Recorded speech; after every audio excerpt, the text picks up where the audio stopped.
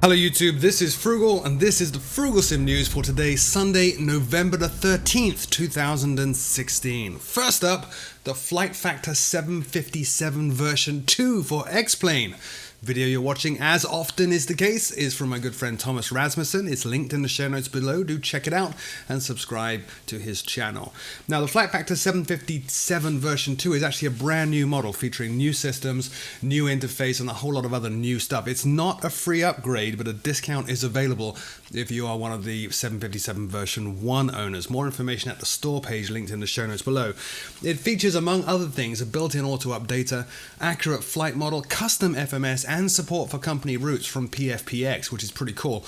Also features options to change the instrument types, as well as the ICAS, EADI, and EHSI displays. Most of the options, in fact, available on the real 757 are included on the Flight Factor 757 version 2. Also features interactive checklists, comprehensive and custom systems and failures, and a custom sound pack by BSS, covering everything inside and out of the aircraft. In fact, basically, this is an incredible study-level simulation of the Boeing 757 for X-Plane, but also includes tutorial modes if you're not quite up to speed on how to manage a study-level aircraft.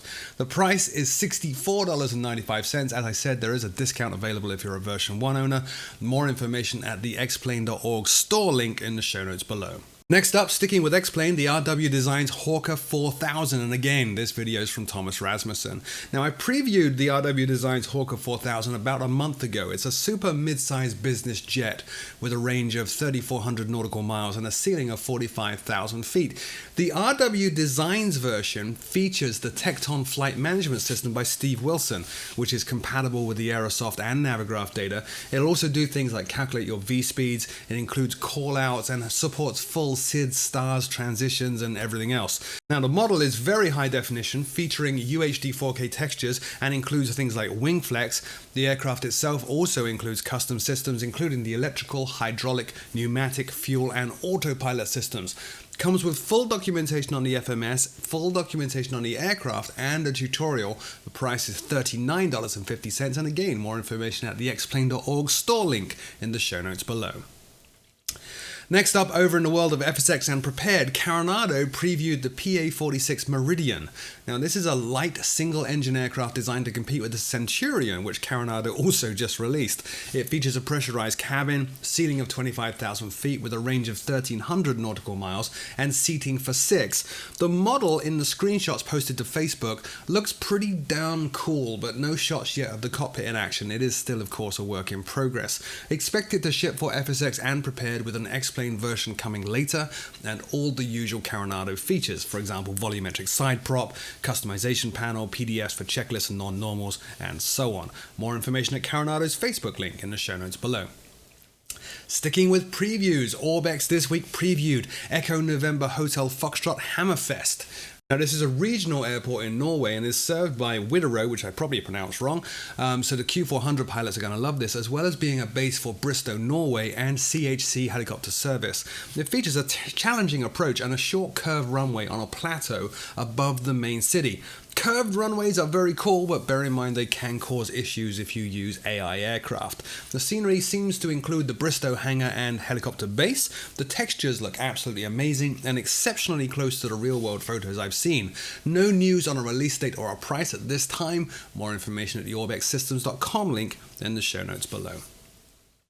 And finally this week, Eagle Dynamics and DCS World. Quite a few little tidbits of information about this. First up, the Bell SimTech Tiger has left early access and features now a number of fixes and changes, including inverted spins now being modeled. The other fixes include accurate wing bend based on G-load and wing damage due to over-G, and a whole bunch more. Single player missions also got added to the F5 Tiger, which is cool. DCS World 1.5.5 Open Beta is now actually the release version, so I think that means that the beta is now finished and DCS World 1.5.5 is done. However, DCS World 2.5 has been delayed. Ego Dynamics cite the reason being additional work needed on the Caucasus map, along with extra work on the Vegas map update and the Normandy map. Also, the DCS Hornet has been delayed. Apparently, Ego Dynamics are busy coding the cockpit systems and the flight dynamics, so it's been delayed into 2017, but at long last, it is actually coming, which is great. More information on everything related to DCS World at digitalcombatsimulator.com, linked in the show notes below. That's it for this week's fairly short news show. As always, if I did miss something critical, leave me a note in the comments section below. I'll take a look and see if it's worth including in next week's show. Until then, though, thank you very much for watching. My name is Frugal, and I'll see you very soon.